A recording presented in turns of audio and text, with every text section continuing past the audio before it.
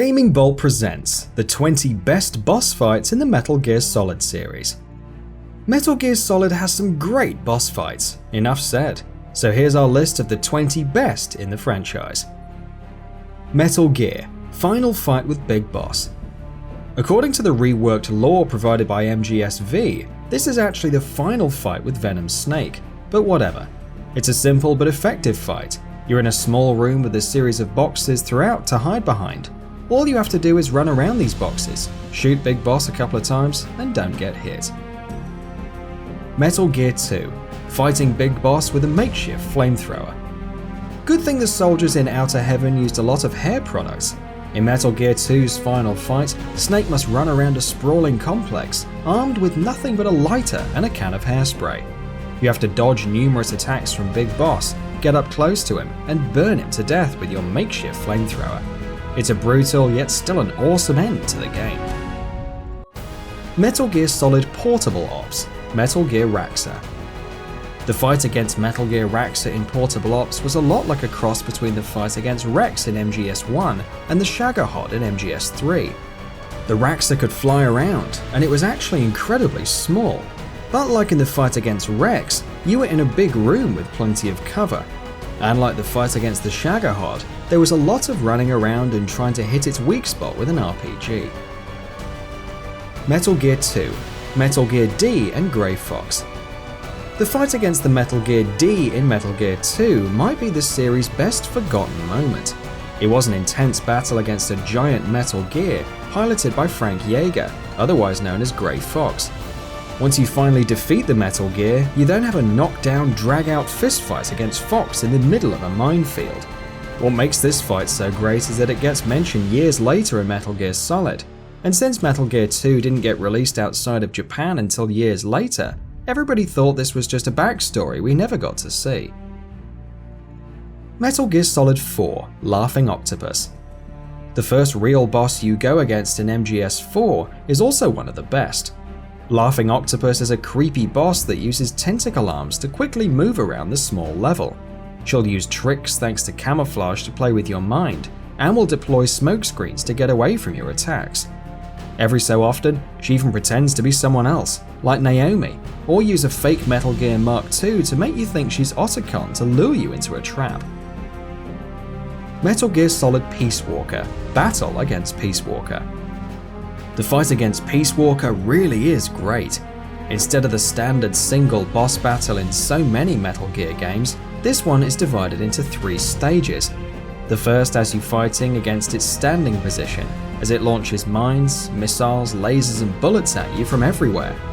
Later in the game you have to stop it from firing a nuke as it tears through a port. Then finally, you have to fire missiles at an AI pod, on top of which is the computerized personality of the boss from Metal Gear Solid 3. Metal Gear Solid 4 Guns of the Patriots, Metal Gear Rex vs Metal Gear Ray. If the Metal Gear series has any flaws, some would say that there weren't enough mecha versus mecha fights. Well, Metal Gear Solid 4 has those people covered, with one of the best mecha fights in video games. You resurrect the broken husk of Metal Gear Rex from the first game, and have to fight Ray from the second. It's a cat and mouse game of dodging behind buildings, charging your laser at the right time, and trying to lock on with your missiles. It's a surprisingly strategic battle for a fight between 2 giant robots. Metal Gear Solid Fighting Rex, then Liquid. This is perhaps the best collection of moments in the series. You have to first fight Metal Gear Rex, in which you're saved by Grey Fox, who is then killed. Then after you finally destroy Rex, you're knocked out and taken to the top of the beast by Liquid. From there, you have to hand-to-hand fight against your cloned brother with the constant threat of falling over the side. Metal Gear Solid 5 Sahelanthropus. Often called one of the weakest boss fights in the series, the battle against Sahelanthropus is actually one of the more unique. Instead of just trying to destroy the Metal Gear, you can just get the hell away from it, and distract it long enough so your helicopter can cover you, and then you can drill it down using your missile launcher. Metal Gear Solid Sniper Wolf. Any sniper encounter in Metal Gear Solid is great. In MGS, you have to go up against Sniper Wolf twice. The first time is in an incredibly enclosed space where every inch of cover counts, and if you're not careful enough, you might step on a landmine. The second encounter is even better, where you fight her in a big, open, snowy environment. These two battles do a great job of contrasting with each other, and show a wide range of both Wolf's and Snake's abilities as snipers. Metal Gear Solid 3: The Boss. Even people who never played Metal Gear Solid 3 probably know about this fight.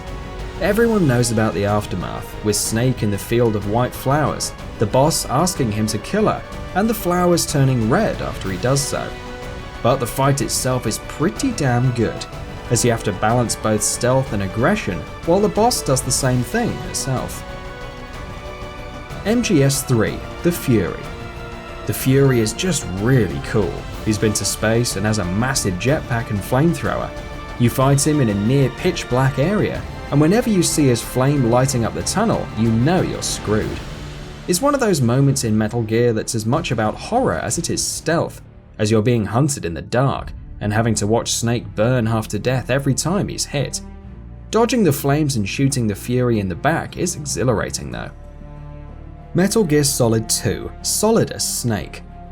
Raiden finally got his own cool moment in Metal Gear Solid 2, and it just happened at the end of the game.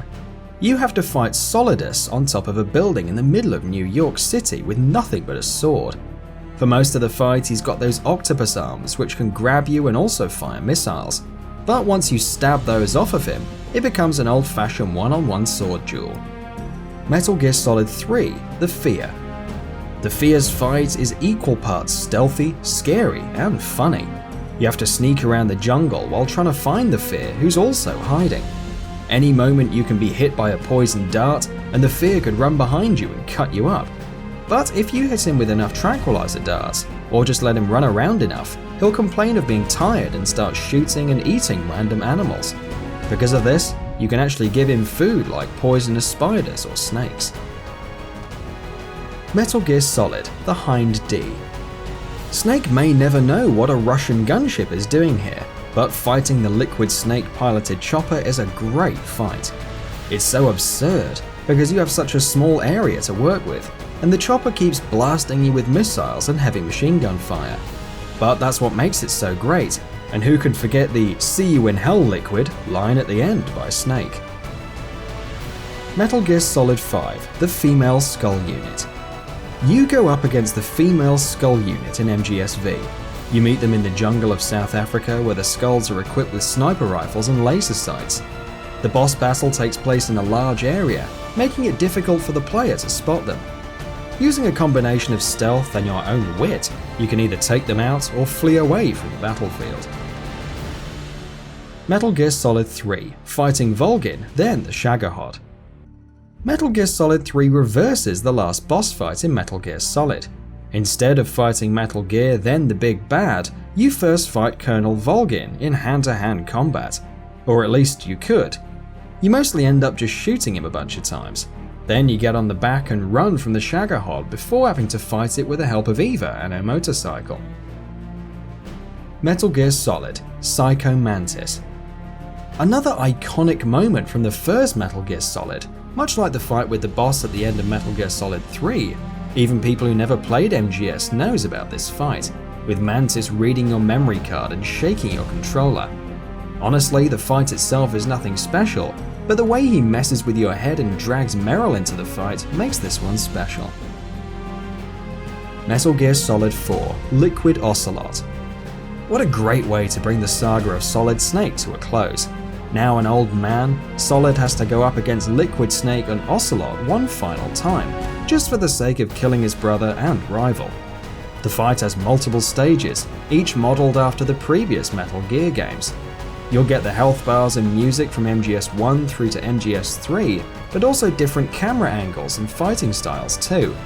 It's a goodbye to the series as much as it is for Snake, which is weird considering how many more Metal Gear games came after this. Metal Gear Solid 3: The End. This is my personal favourite boss fight in the entire series, and many agree.